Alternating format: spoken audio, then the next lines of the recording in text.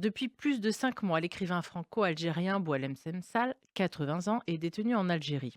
Gravement malade, atteint d'un cancer, il est emprisonné dans des conditions opaques. Il n'a pas accès au service consulaire français et son avocat maître François Zimret s'est vu refuser un visa d'entrée. Selon plusieurs observateurs, ce refus serait lié à sa judéité. Donc, dans une chronique qui sera diffusée ce vendredi sur Academ, Rachel Binas, journaliste à Marianne, analyse ce qu'elle nomme l'affaire Boualem Semsal. Elle en expose les enjeux politiques, idéologiques et symboliques. Boualem Semsal est un intellectuel engagé, connu pour ses prises de position sur la laïcité, l'islamisme et l'histoire algérienne. Il écrit en français dans un pays où cette langue est de plus en plus reléguée. Il dénonce l'instrumentalisation politique de la région et défend la liberté de conscience. Il revendique sa double nationalité franco-algérienne, un statut que l'Algérie ne reconnaît pas. Il a également affirmé à plusieurs reprises son lien personnel et intellectuel avec la culture juive et son ouverture au dialogue avec Israël. Toutes ces positions l'ont exposé à des accusations de trahison. Il s'est rendu en Israël, a publiquement dénoncé les crimes du Hamas après les attaques du 7 octobre 2023. Il n'a jamais caché d'ailleurs son amitié pour la communauté juive algérienne.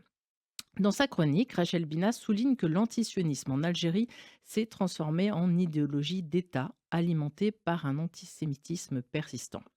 Elle rappelle notamment qu'avant l'indépendance, environ 150 000 juifs vivaient en Algérie. Il n'en reste aujourd'hui que quelques dizaines.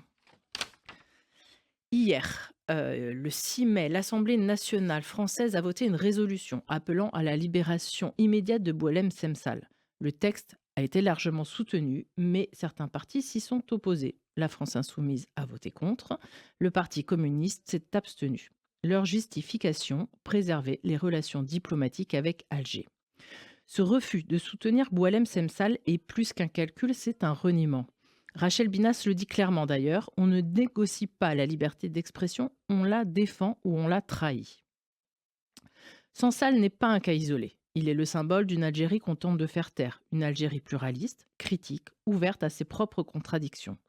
Son silence est celui qu'on impose aussi aux journalistes, aux femmes libres, aux croyants minoritaires, aux opposants et aux exilés. Enfin, je citerai cette phrase attribuée d'ailleurs à tort à Voltaire: «Je ne suis pas d'accord avec ce que vous dites, mais je me battrai pour que vous ayez le droit de le dire». On n'enferme pas Voltaire et on ne devrait pas enfermer Boualem Semsal. Défendre la liberté d'expression, ce n'est pas approuver une idée, c'est défendre le droit de chacun à penser et à s'exprimer. C'est ce qui distingue une démocratie d'un régime autoritaire. Je vous invite vivement à écouter la chronique sur Academ en intégralité.